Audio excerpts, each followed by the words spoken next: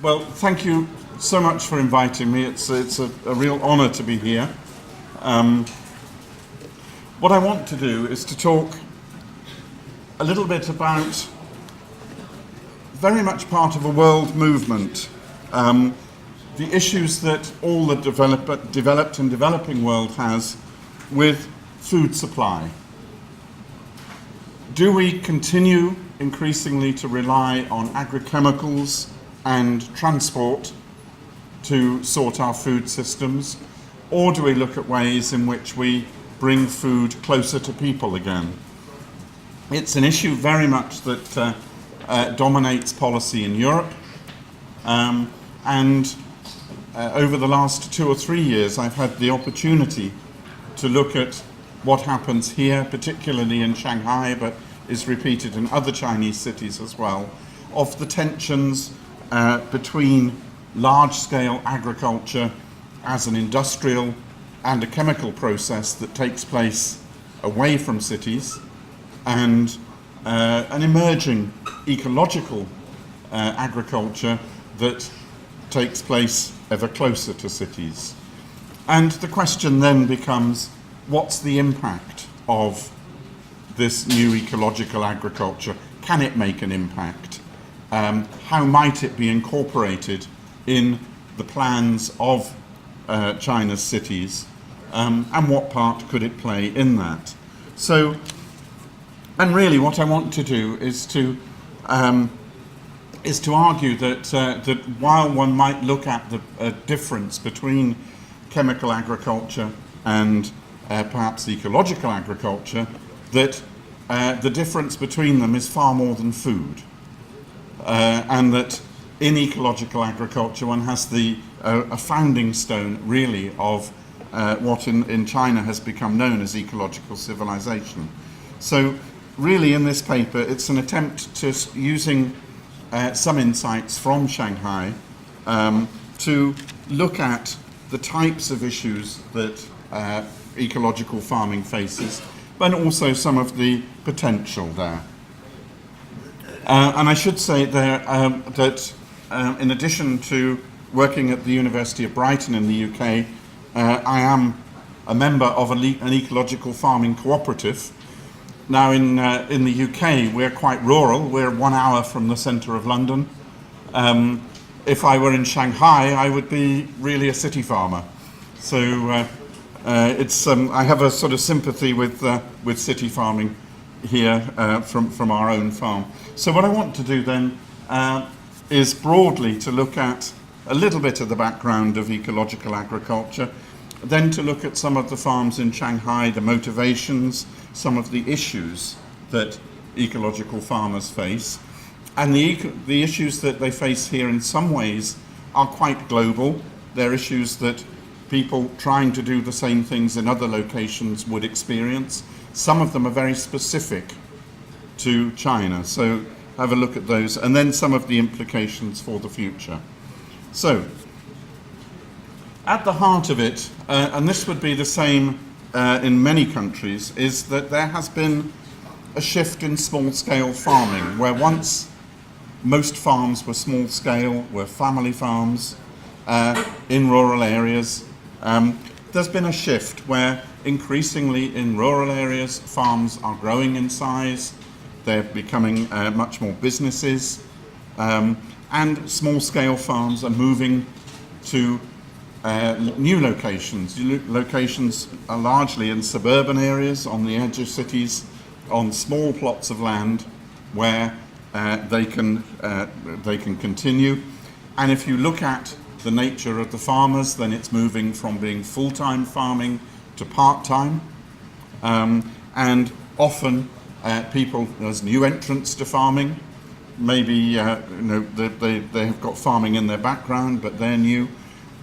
Building portfolio careers, building careers where often their income is not dependent on the farm, but perhaps their identity becomes increasingly connected with the farm. So we have this idea of shift in spatial terms and shift in social identity terms.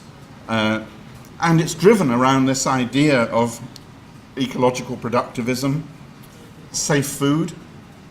One of the key motivations always brought up is people wanting safe food for their children, and one of the ways of doing it is actually to garden, to farm for themselves. But also within what we might call an ecosystem service environment, so that actually they're not trying to replicate large-scale farming.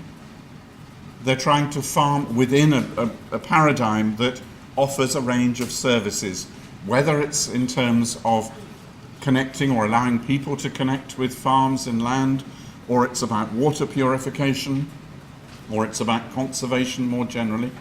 Often these things are linked, so that this is a much more complex process than simply growing some food on a relatively small plot close to where lots of people live.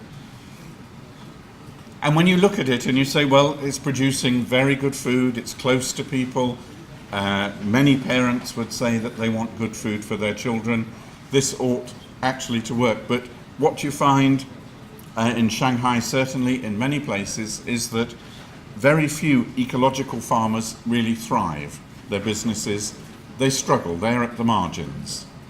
And this for me has always been a question. How is it that people can respond to something that's within them and within many people, but somehow that they cannot make these things work?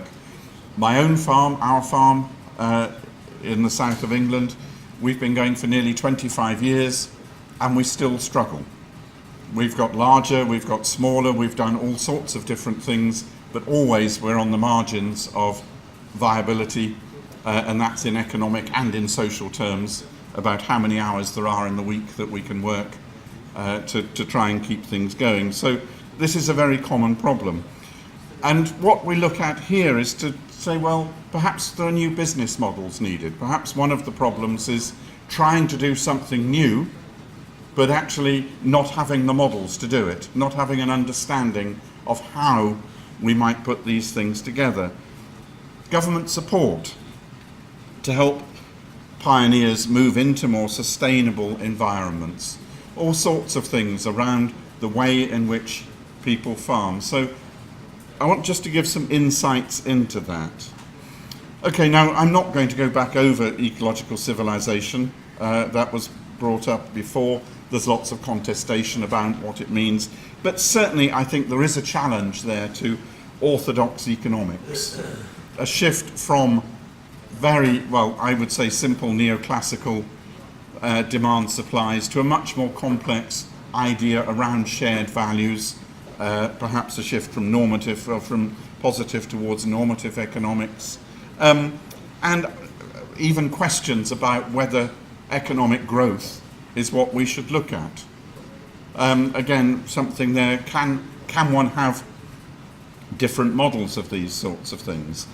But whatever you say, ecological agriculture, usually organic or very low input, short supply chains, and in the literature the idea that this is food from somewhere rather than food that appears off a boat from anywhere, and increasingly urban or suburban, peri-urban. And there are new traditions being created, and often these are quite interesting because often a lot of this farming is based on old or traditional knowledges.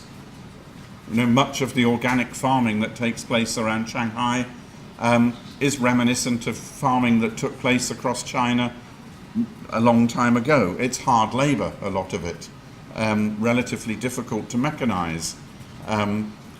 We can learn some things, but a lot is old knowledge. But there are new farmers, often not from a farming background, from conservation or from business, people learning how to do things, but bringing different skills, skills around perhaps distribution or connection with markets. But I just took it here, it's difficult to obtain economic benefits because of the lack of a market-oriented guidance. So we're in a situation here where we've got farmers with strong convictions, often with capital, learning skills, but struggling. The work that we've looked at, well, around 40 ecological farms that, and I should say here, this paper was written with Dr. Lu Pingyang from Fudan University, and Pingyang and his students have been instrumental in collecting data around a lot of these farms. So mainly small vegetable farms, some with welcoming people, some have member distribution schemes, so there are, that everybody gets a share of the produce. Some are much more to do with ecology, with water, and most there are portfolio incomes. Income is coming from the distribution, income is coming from outside agriculture. None of that is unusual. I mean, if you look at British agriculture, the majority of income to British farmers for many years has not been from food. It's been from sources related to food and often related to property. Say the majority of farmers have some sort of family motive, wanting good, safe food. And I think that again is interesting because they're part of what one might call a civilizing movement, but not primarily for civilizing or civic reasons.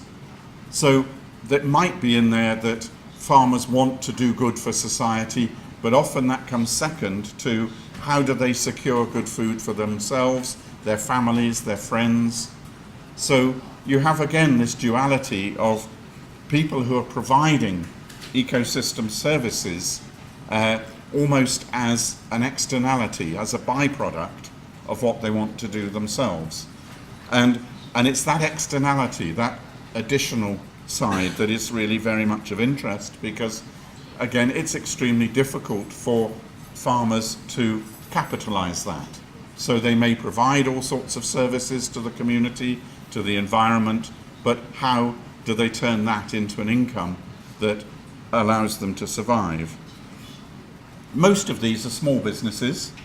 Some are social enterprises or educational enterprises, some cooperatives. Some have perhaps more political agendas than others. But essentially these are the same mix of farms that you would find in most places. And Pingyang, that slide I borrowed straight from you. So one of the things that often they've got in common is that they're very familiar with the media and internet. What they find is that it is very, very difficult to establish markets. That if they go to conventional markets, then nobody is willing to pay the additional premium for organic food. If they go to organic markets, then often they're being undercut by food where there are claims of organic status, but perhaps not the certification to back it up. So these are farmers that find that they're outside the conventional market systems. They're not large enough to compete with the big farms. Often they're probably too large not to need markets at all. So many of them become very good at making connections with customers through the internet, through new media. Now that's a skill that is not common within farming, but it's something that farmers have had to learn. They've also learnt very much the power of media. If you can get it's the same in the UK. There's a Sunday night programme on the BBC called Countryfile, and if you can get onto Countryfile, the number of people that buy your food goes up. We've been on Countryfile twice, and each time it makes a difference. This is the same here. If you can get into the newspapers or the television, then things change. And I think one of the things that really comes home is that when you don't come from a farming background, you need connections to get started. There's insecurity over tenure of land. Very, very difficult. May not be difficult to rent land if you're prepared to pay high rents, but it can often be difficult to hold on to land in the long term. And so you find farmers who have rented land, they've improved land, and they then find that they're being asked to leave that land because somebody else wants it, those sorts of things. Very, very difficult to plan. Very, very difficult if there's no rent control, and These farms are at the mercy of others, and labour is scarce. There are not that many people who really want to put in the level of physical work that is necessary. So you're finding farmers here who, in a way, are providing services, but they're providing them right at the margins, and very insecure margins, often perhaps more as a buffer between one use and another use. They can command good prices for their products, but can they expand? Many of them want to expand, but can they maintain quality? Or do they have to stay so small that that they don't, that these are really not a problem? And there is a question of scale. Can they be scaled up? With our own farm, we set out to be very small. We're now at 350 hectares, and which is quite large for our area, but and we still feel we need to grow. We haven't found the balance yet. I think most of our board feel that the balance was a long time ago, but you get this idea here that it's very, very difficult in these markets to know where the balance is, and many of the farmers in Shanghai struggle with that. So if we look at the implications then, at the moment ecological farming is at the margins. It's at the margins of economic viability. It's at the margins of social value. The people who know about the farms and visit and eat the food feel that these are very valuable, but they're not visible beyond that. And critically, they are at the margins of public policy. And that would be the same in most cities, in most places in the world. Very few cities have policies around food production. It's starting, but you can have lots and lots of policies, but you will struggle in most city plans to find policies about food that really address the issues of this. They can be very trendy about vertical agriculture and those sorts of things, but actually about farming that can produce food, they can be remarkably silent. And these farms do have value to many people. They are part of what one might say a democratizing potential of small social movements. There is a blueprint within them for ideas around ecological civilization, but they remain invisible to public policy. And I would say, if I were to pick out one, it would be land policy.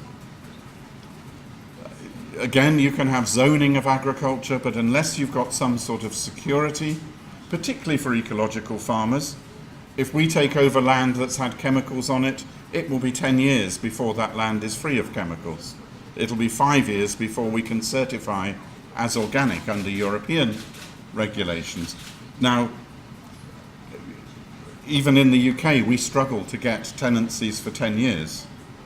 In most of Shanghai, farmers are struggling to get tenancies for more than 1 year. So there are issues there. Policing of certification.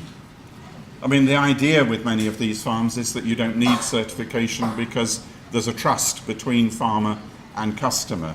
But that trust can be questioned if there are other people selling produce that they claim is organic but isn't. So certification schemes and the validation of those is critical. And recognition of ecosystem services. What part do these play within the wider policies of the city, and how might the city and the city governance recognise them? There are issues there. And at the end, one says, well, are they at the margins of public policy because they're exclusive? You have to have income before you can buy the food from them. It's a kind of coming of middle class to the cities. Or is it because there are lower yields, although in fact in many of these the yields are very high? Or is it simply because they challenge conventional wisdom and they challenge the dominance of the chemical companies and all sorts, and they're rather inconvenient? All questions that need to be asked. And again, when you look at many of these farms and they say they want to expand, they're at the moment looking at very conventional models. Can you scale up something which essentially is actually quite personal? Or are there new ways, new networked ways, circular economy, these sorts of things? But how does that work, and where's the expertise that can help farmers to do this? But I think for cities like Shanghai, there is just this very central question. Do they continue to import the bulk of their food, or actually do they attempt to embrace ecological agriculture and its civilizing potential? And I'm going to stop there because I've still got 1 minute and 30 seconds left. So I've finished on time. There we are. Thank you.